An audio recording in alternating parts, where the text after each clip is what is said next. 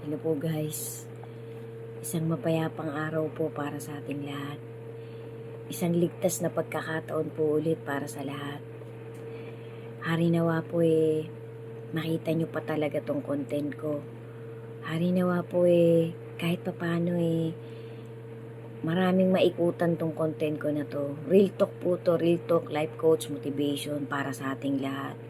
Isang maliit na booster lang po na mag-a-uplift pa po ng faith natin sa ating Creator at sa kanyang bugtong na anak. Sana po guys, magpatuloy-tuloy po tayo magtiwala sa Panginoon. Magpatuloy-tuloy po tayong manalangin araw-araw. Huwag po natin kalimutang magpasalamat sa Kanya kahit ano pa pong sitwasyon ng buhay natin. Huwag po tayong mawala ng pag-asa na isang araw ang Panginoon tatanggalin lahat ng pain sa buhay natin, lahat ng kahirapan sa buhay natin. Kapag ka po binibigkas ko tong mga salitang to na pagdating ng isang araw magiging masaya din yung punong-puno ng hirap, yung may mga sakit na malulubha, yung hirap na hirap ang buhay. Magpatuloy-tuloy po tayo. Ipakita pa rin po natin sa Panginoon na nagtitiwala tayo sa Kanya, na mahal natin Siya, na pilit natin pinanghahawakan yung mga salita Niya, na pinalalakas natin yung motivation natin kasi alam natin sa puso't isip natin mahal tayo ng Diyos, mahal tayo ng Creator natin, na pinagtitiwalaan natin Siya bagamat tayo nasa gitna ng kahirapan, ng mabibigat na problema, ng mabibigat na sakit. Guys, isang maliit na motivation lang po ito, tsaka real talk, life coach, para po tumibay pa ang kapit natin sa kanilang mag-ama. Amen. Para po lumakas kahit papano yung hope natin na mapapasama tayo dun sa unang aagawin ng kanyang bugtong na anak. Malapit na po yan, guys. Kahit isa po sa atin, walang makakapagsabi kung anong oras yan darating. Pero ang isa pong pinanghahawakan ko na gusto ko pong itawid sa sino mang makakakita ng content ko, malapit na pong mangyari yan. Kasi nakikita na po natin lahat ng signs. Ang lahat po ng signs, ang lahat po ng mga pangyayari sa palipaligid ng mundong ito ay nagpapatunay po na malapit nang bumalik ang ating Lord Jesus. Isang pagbabalik niya po na sorpresa. Hindi pa po talaga yun yung ultimate na pagbabalik ng ating Lord Jesus. Nasabi ko na po yan sa ibang content ko. Dun po sa nakapin, dun po sa mga crystal clear na motivation ginawa ko. Bago pa po yan, mga 1 month pa lang po yan. Padaanan nyo po yung profile ko, pasyalan nyo po sino mang hindi pa nakakapanood nun. Kasi lagi ko po yung nire-remind. Kasi yan po yung content ko na 1 to 6 yata, o 1 to 7, na talagang itinawid po yan ng isang matuwid na mangangaral ng huling generation natin, na nagpapatunay po na talagang yung rapture malapit nang mangyari. Pero hindi pa po yun talaga yung final na balik ng ating Lord Jesus. Aagawin lang po niya, kukunin lang po niya yung mga chosen people na naglilingkod sa Kanya at sa ating Creator. Kasi para po hindi na natin maranasan yung mga paparating na dilubyo ng mundong ito. Marami pong paparating, guys. Habang papalapit na po yung pag-agaw na gagawin ng ating Lord Jesus, marami pa po ding sunod-sunod na mangyayari. Kaya magtumibay po tayo, kapitan po natin yung faith natin, guys. Kasi para po talagang magkaroon tayo ng pagkakataon, nakasama talaga tayo ng ating Panginoon dun sa oras na yon, na mangyayari na yon. Wala pong makakapagsabi kahit sino, anumang oras po pwede yung mangyari, anumang oras. Kasi po yan may mga palatandaan po. Lahat po ng palatandaan nangyayari na.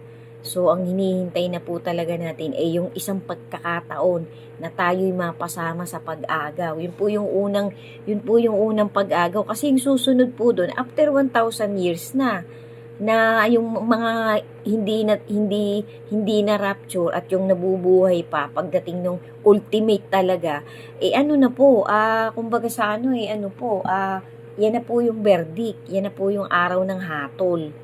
So, wag po nating asamin yung pangalawa na yun. Kailangan po itong paparating pa lang na unang rapture, mapasama na tayo. Pero anyway, kapag ka po hindi tayo napasama, o kung halimbawa napasama tayo dun sa unang rapture, maaari po kasing nandito tayo sa lupa, pero nangyayari na po yung 1,000 years. Pinaliwanag ko na po yan dun sa content ko. Yung isa po nandyan sa feed, panoorin nyo na lang po kung sino pang hindi nakakapanood ng content ko na yon. Para po meron tayong alam, para po kahit paano alam natin yung sequel ng mga sunod-sunod na mangyayari. Kasi napaka-vital po niyan guys, napaka-importante po niyan.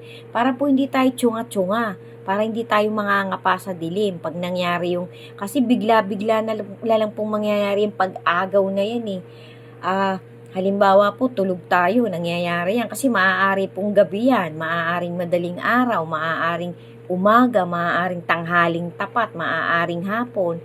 Any moment po pwedeng mangyari yan. Kasi para po, pagka po kasi nangyari yan, magbubukas na po yung panibagong era. Yung pong 1,000 years, mag-uumpisa na.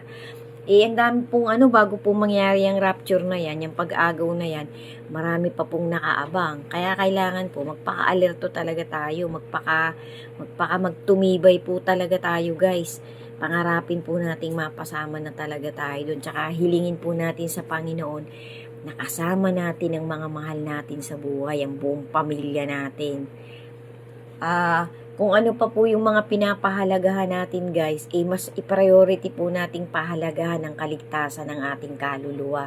Kasi yan po yung bibigyan ng eternal na reward at ng eternal na penalty. Yan po, totoo po yan. Thank you po guys. Sana po talaga kahit papano may sense ang mga content ko na to sa sino mang manonood. Dagdag booster lang po ito guys. So, isang motivation po para sa ating lahat. Gusto ko pong itawid dito sa content ko na to, yung mga ibang dokumentaryong na panood ko din po, na vital din po. Sana po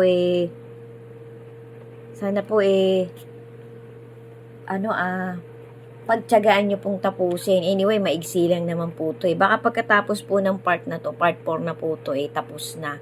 Susunod na lang po ulit yung iba ko pang gustong itawid na motivation. Maraming salamat po sa sino mang makakakita ng content ko na to. Thank you so much po, and God bless us all.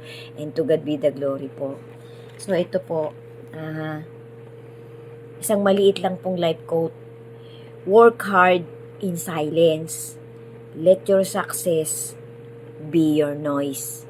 So, pangit po talagang mag-boost tayo ng kung ano mang meron tayo kung ano mang success natin Pabayaan po natin ang Panginoon ang nakakakita nung mga ginagawa nating nagiging successful tayo. Kasi para po hindi tayo magpaka-proud ng todo.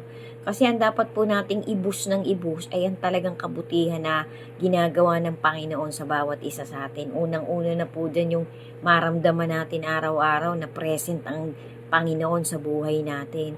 Kasi nakakalungkot po na isang araw hindi na talaga mararamdaman ng humanity ang presence ng ating Creator. Ang mga makikita po nating miracles ay hindi galing sa ating Creator.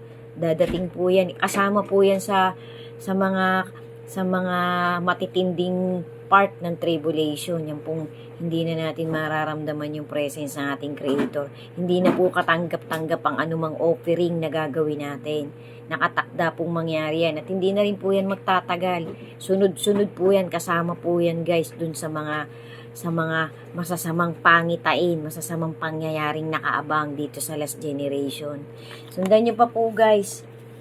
Thank you so much po. Lagi po tayong mag-pray. Lagi po nating hilingin sa Panginoon ang kaligtasan ng buong pamilya natin. Hilingin po natin sa Kanya na isama na niya tayo talaga sa unang rapture, sa unang pag-agaw na gagawin ng Kanyang bugtong na anak. Sundan niyo pa po yung last part. Maraming salamat po talaga. God bless us all po. To God be the glory po. And always be steadfast in your faith to our Creator. Amen.